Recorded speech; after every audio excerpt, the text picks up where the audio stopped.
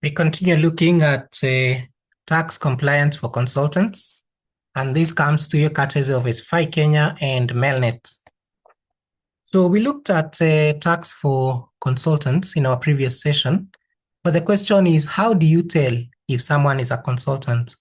Especially because with the very high payroll taxes in Kenya now, it is quite tempting to be able to say, well, I've been having this team, my production force, and they have been working as employees, and I will now, so as to save tax, move them from being employees to being consultants. So what are the things that are checked?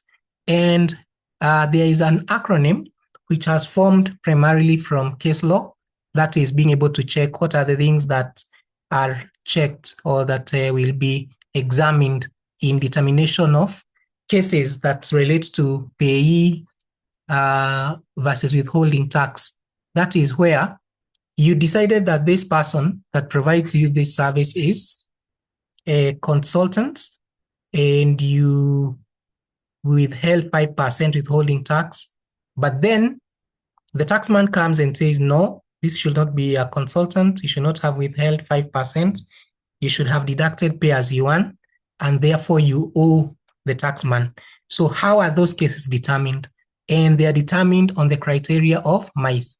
So what does MICE stand for? One, mutuality of obligation. Our learned friends, the lawyers, will tell you the question is whether it is a contract of service vis-a-vis a contract for service.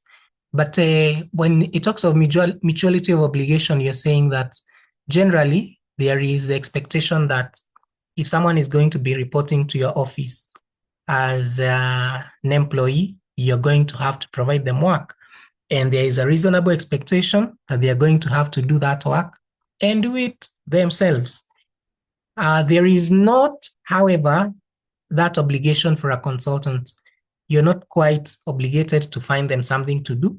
They only work if there's something for them to do. So that's a mutuality of obligation. Then there's integration, which is a question of how well or how integrated is that person into the business or into the trade of the business. Are they an integral part? Then control, how much exercise do you as the employer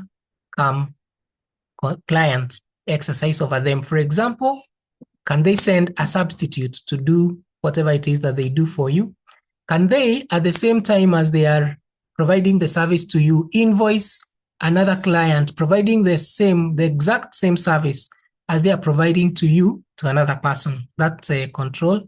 And then economic reality, that will be, is this an integral, or is it a significant portion of their total income?